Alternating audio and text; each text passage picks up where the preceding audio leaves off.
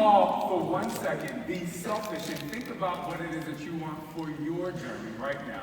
Think to yourself, what do I want to transform? What do I want to transform into? What is the end goal? And when you think about that, the first thing you have to understand is, and develop, is your belief system. Okay? Now, how many people want to have a successful job? A new business? A great relationship? Who's like, I just want to be happy? But in order to have a successful transformation, you can't think about where you are starting right now. Your personal belief system started a long time ago. So, in exercise, and a lot of you know this, in the world of social media, you see the before and after photo, right? You see somebody like, this is day one. No, actually, you see this is day one. And then, sorry, I'm playing with my mic because I'm moving around a lot. You see this is day one, and then you see this is day two. or day 52, or whatever, right? So everyone thinks of the before and after as the before and after, but what you really don't understand is the before happened long before this snapshot in time. So, whatever your journey is, and when you think about your transformation started a long time ago. If you're an entrepreneur and you're starting a new business, guess what? Your transformation started when you had the job before because you're building momentum up to the place that you are right now. If you're a person that wants to lose weight and you're looking at this day, this moment as day one for you to transform and go on this journey, it started a long time ago when you started to eat that pizza every night. Okay, it's not, you are now at a place where you want to move forward, but before you were at a place where, I say, when people don't want to go back to that heavy person that they were before, when they're like, I don't want to go back there, but why don't you? Because that heavy person that took that first step is the strongest person you know. Imagine having to do 45 tower squats, 50 pounds heavier, right? Imagine having to do 45 push-ups when you could barely move to get out of bed. So don't think about today and saying, you know, I'm going to start this fitness journey right now and I want to transform. It started a long time ago when you took that first mental step to say, I want to get out of this place and I want to move to the next place of who I am. So, if we look at today, where you are right now on your transformation journey, you are already elevated. You are already at the next step. So if you're a person out there who's questioning, can I do this, will I do this? You have to think to yourself, I've already done this. Not to get too much into my story, but at 8 years old, I was sexually abused every single night. And you know what? Every single day in the present time, I go back to that 8-year-old kid, to 8-year-old Shaun T, and I'm like, you know what? I'm not happy that happened to you, but thank you.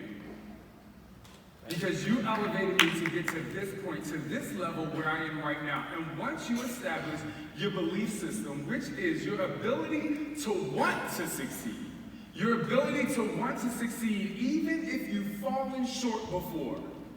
And that's for those people who are out there who say, I don't actually know if I can do this because I tried it before and I failed. Your belief system is your ability to want. Do you want this to happen? And then there are needs and then there are wants. The want is your passion and power to want to go after something, to be the best that you can be. Your needs are non-negotiable. So you now have to say, what are the needs for this journey moving this point forward? So internally, whatever you're going through or whatever you're going after, whether you're extremely happy or if you're in a place where you want to build yourself up in internal happiness, you have to ask yourself and know the difference between the needs and the wants, because that establishes your belief system. And it is okay, before I move forward, it is okay to look back at 8-year-old Shaun T or 35-year-old Susie, whoever you are, to look back and say, hey, give me the baton so we can move forward. So now you can already understand that what happened to you before has prepared you for now, and now you're at the top of the hill. Have any of you ever ridden a roller coaster before? Yeah. Are any of you out there like, I'm never riding a roller coaster? Some of y'all. So if you think about a roller coaster ride, right? Like 8-year-old Shaun T and 36-year-old Susie started back there, and then they went on this climb. They went on this climb to see, okay, even a person that ate the pizza every day of their life, they're on this climb. It's like, okay, I'm eating, I'm like doing all this stuff, I'm going through all this turmoil, and you're on the roller coaster, you get, and you go, and now you're at the very top. And now you've decided that you want to transform into something, or build a business into something, or be happier in a relationship, or happier out of an old relationship. And now you can see what it is that you really want, because now you are elevated, right?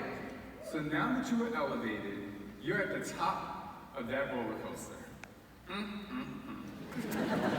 nowadays, I don't know if y'all know, but I ride roller coasters every summer. Now they do this thing where you get to the top of the roller coaster, and for some reason they want to stop up there. And like afraid of heights and stuff, and I'm like, really? Y'all had to stop? And sometimes you see on the news when people get stuck at the top, and you get really nervous, like, am I stuck, or am I, right? That's what happens in life. But that's actually what happens during your transformation. You do all this stuff, you get ready to start a new job, or whatever the case may be, and then you're like, holy crap, like I'm about to do this, right? And then the drop happens. You start going full speed, you're in it. This happens at the beginning of every year when people do their what do they call it? The reason why I didn't say it is because I don't believe in them. That's why I didn't say it. So, they do those things that you just said, right? So people do these things, and especially in fitness, after 3 days of doing these things, they feel sore. And they call you up on day one, your girlfriend, your homeboy, or whatever, they call you up on day one, and like, yo, I just did this workout, like I'm killing the game, I ate a salad for lunch. People be like, yo, I ate a salad for lunch. Right? You ate this salad for lunch, you had a good day, everything is feeling smooth, day two comes, you're like, you know what, I'm gonna do this again. Cool, like I'm feeling good. Boom, I had another salad for lunch. And then day three comes, and you wake up, and you like, holy shit. You're like, I'm sore. And you're like, oh my God, I can barely stand up. And then you're pushing, and you're like, and then you call your friend up, you're like, girl, I'm sore today, I'm gonna take the day off. And what happens with most people, that one day off is the end of their journey. And he's laughing at you. Stop. But it's a really serious thing, and people don't understand that that third day of soreness is the best thing that ever happened to you. And what that's called is the implementation dip. And everybody goes through it. No matter how amazing you feel at this very moment, no matter if you have all the money in the world, no matter if you have 100 pounds to lose and you're struggling through an internal and external weight loss journey, the implementation dip is real. And that's that roller coaster ride. And then all the momentum that you've carried from before that's elevated you up here, you have like the happiness, you have the workout, you have the salad. And you have your workouts and you're pushing like, holy crap, day three, you're down here. And see, people stop down there because they don't understand that the implementation dip is actually a part of the process. It's a part of the process. And so I say, if you're actually going through your dip right now, if you're at the bottom of the hill, of that first hill of the roller coaster, embrace the moment. I have a friend right now who just quit his job. He's been talking to me about quitting his job for a very long time. He quit his job, he's scrounging to get new clients, he's very stressed, he sends me text messages, he's like, oh my gosh, what am I gonna do, what can I do? And I'm like, enjoy the moment. Enjoy the moment of fear, because fear is false evidence appearing real. Right? But what people don't understand is the power that pushed you down that hill is the same power that's gonna push you up. So the implementation dip is real. The implementation dip is something you should grasp onto. And just like on the roller coaster, and just like in my workouts, I'll say, I always say you have to go down to go up. If you think about your personal belief system that we talked about before, whenever you decided to do whatever you were doing, which was eating that pizza or something bad happened to you, you already had to climb, but from there, you had to climb from no momentum at all. So you mean to tell me that now you put together this amazing website, you have this amazing content, or you started this amazing journey, you have the food, you have the fitness, you have the entire plan in front of you, and now you hit bottom for 1 second and you're going to be like, oh my God, I can't do this. But you actually started from no momentum to begin with? No. The implementation dip is part of the process. It's part of the roller coaster of life.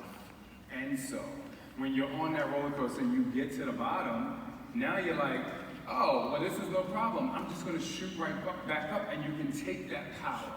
Right now, and I'm going to get to the third section of this, right now I'm going through I'm creating a new workout. I'm not going to tell you what the name is because I'm not trying to promote myself here. I'm just telling you I'm creating a new workout. But it's done in 3 phases: commit, climb, and conquer. Think of your life in those 3 phases, or the thing that you're going through right now, think of it in those 3 phases. Are you committed? Because you won't be able to climb if you're not committed. So when you're at the bottom of that hill and the implementation dip, you have to take everything that you did up until that moment and you have to put it into a little ball of commitment. And now, if you've committed, you've already been through the tough times, you've already been through the times where you're like, oh my gosh, I have to gather a team, or whatever the case may be. You've committed, and now you can take that ball, and now you can go to the phase of climb. And the climb phase is called climb and repeat. Write this down for yourself. If you have fallen into the implementation dip and you feel like you can't get out of it, or the next time you do, because the climb and repeat, sound like I'm about to eat a cheese steak, but that climb and repeat phase is that moment where you're doing insanity and you're doing those last floor sprints. If you haven't tried insanity, you need to go do that tonight. And you're just going to do in those floor sprints, and Shaun T is like, you're right there. I love Shaun T, by the way. You're right there. Like keep going. And you're in that push. And now it's time for you to climb and repeat.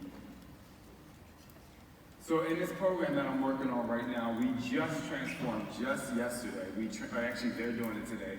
They just went from the commitment phase and they graduated to the climb phase. And so I want to explain this to you. If anyone has been on a 5K run, and I know Lewis has y'all working out and doing yoga and like whatever workout you do, especially outside when you're running, you start running, and when people do a 5K or a marathon, they're like, oh, it's flat. This is like really nice. And they're talking to them like, yeah, I'm here last night. And then all of a sudden, during the run, there's a little incline. And then everybody goes from like, yeah, I had fun.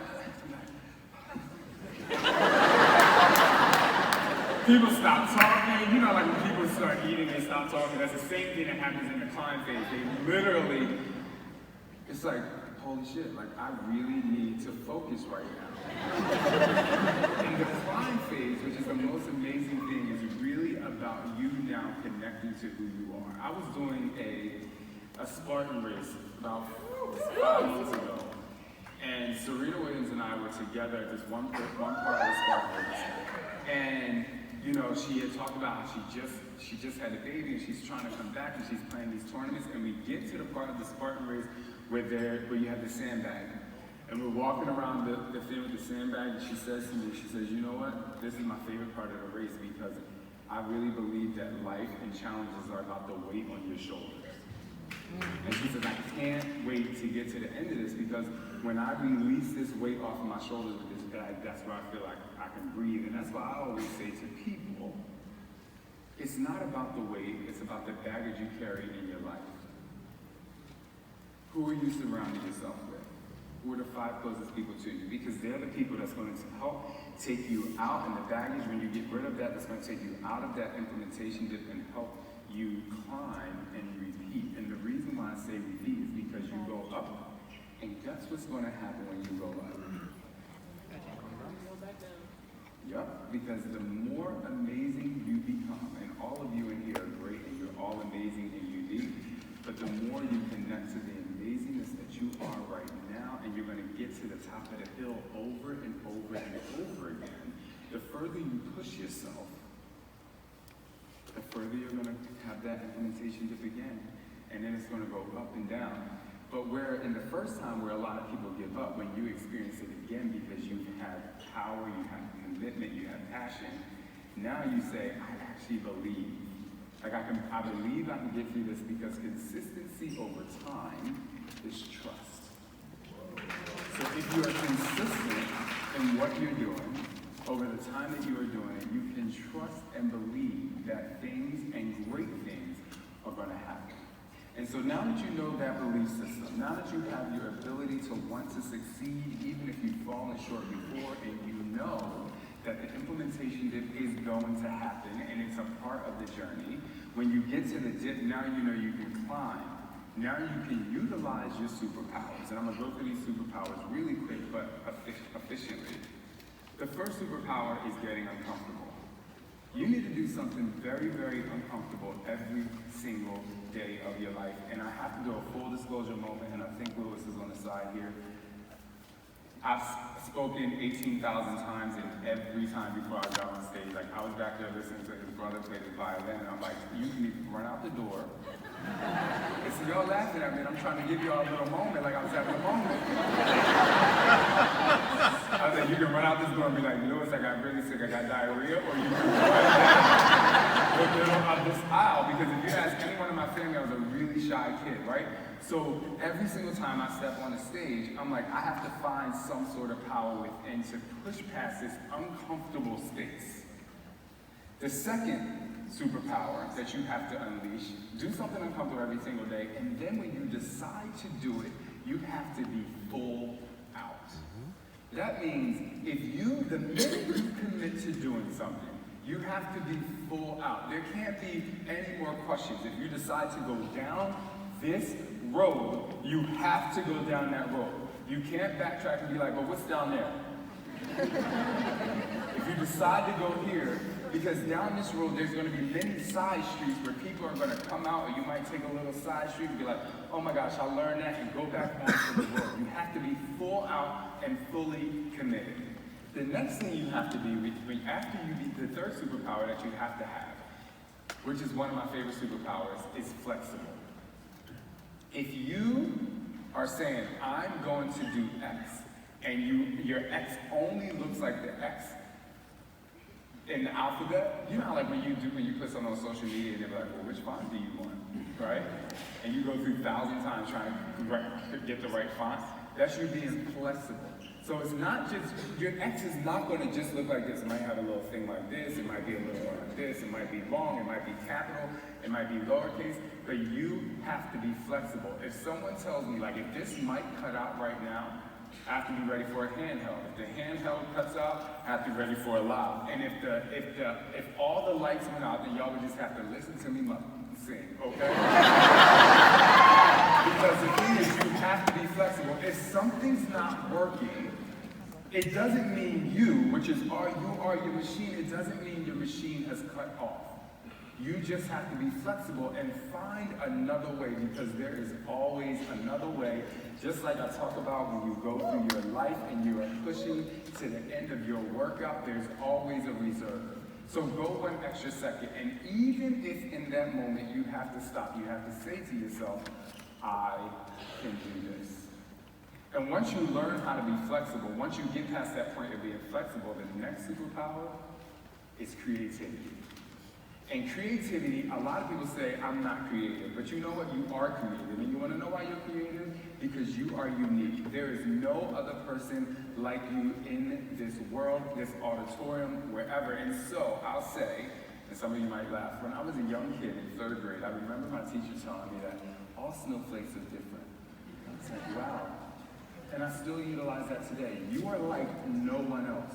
You can eat the same food, you can do the same exercise, you can actually be the same weight, and if you and someone else lost the same amount of weight, you're still going to look different. Because your DNA is made up of you. The way you think, the way you feel, the way you execute whatever it is that you want to do. So be creative. And being creative doesn't require you to be extra creative. Being creative requires you to be 100% authentic to who you are. And when you are authentic to who you are, then you can do the next superpower, you can be positively selfish. Most people look at the word selfish as a negative connotation. It's like, oh my God, like she's all about her. And yeah, she should stand over there and be like, you damn right, because without me, nothing will exist in my world. You are the nucleus of your existence, okay? So be you. Have that moment each and every day where you are positively selfish. For all other parents out there, I have almost 11-month-old twin boys, and I'm telling you right now, for the first 3 months, like I couldn't tell you how many times Scott and I sat on the step and cried to each other, like full disclosure, and was like, I wonder if there's a way we can scientifically get them back.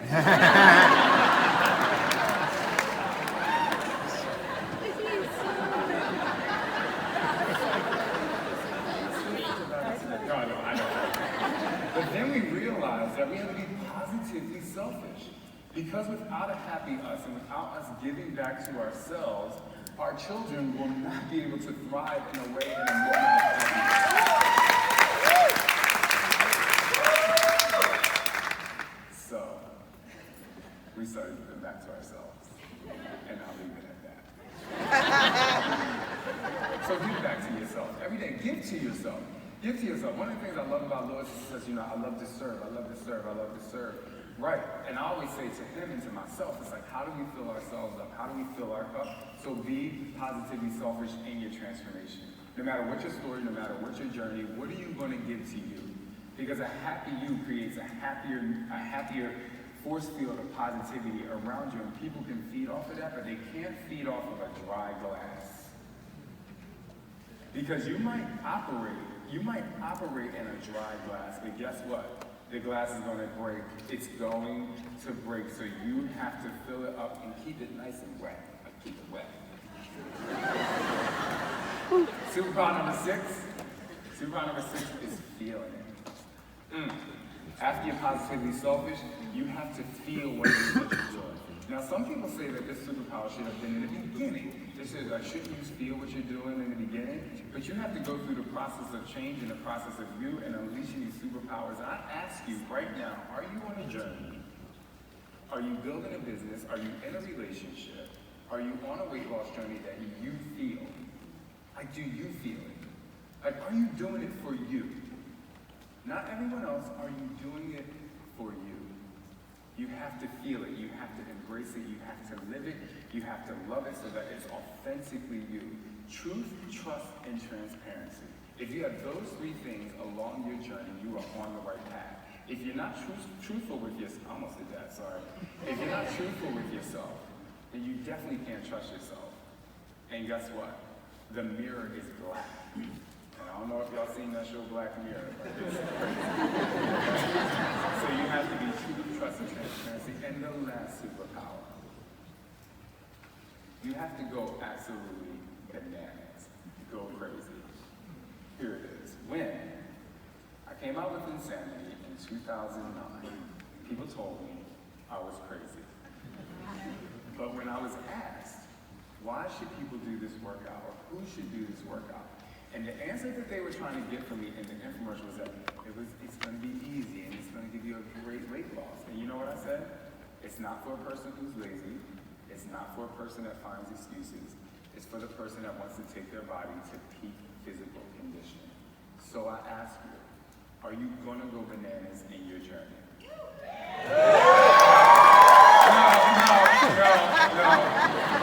Y'all cheer louder for me and Lois. Are you going to go bananas in your journey?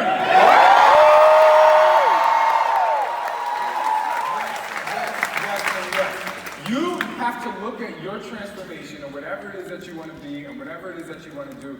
And when you tell people this is what you want to do, the more they say, oh my God, you're crazy. Like, oh my God, that's crazy.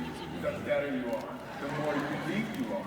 The more you're going to experience that implementation yet. The more you're going to go back to that belief system to say, even if I've fallen short before, I'm going to believe and I'm going to keep wanting and needing this so that I can succeed. I want to finish with this. When I was 8 years old, I asked my mother if I could be a ballerina. And she got a little scared. She's my biggest fan now. But she told me, she said to me, little boys don't dance. I don't think she knew how to answer that question. And I remember that moment of her telling me, little boys don't dance. But dancing was part of the passion. It was a part of my soul. And so in 2007, I made my first $1 million by dancing. If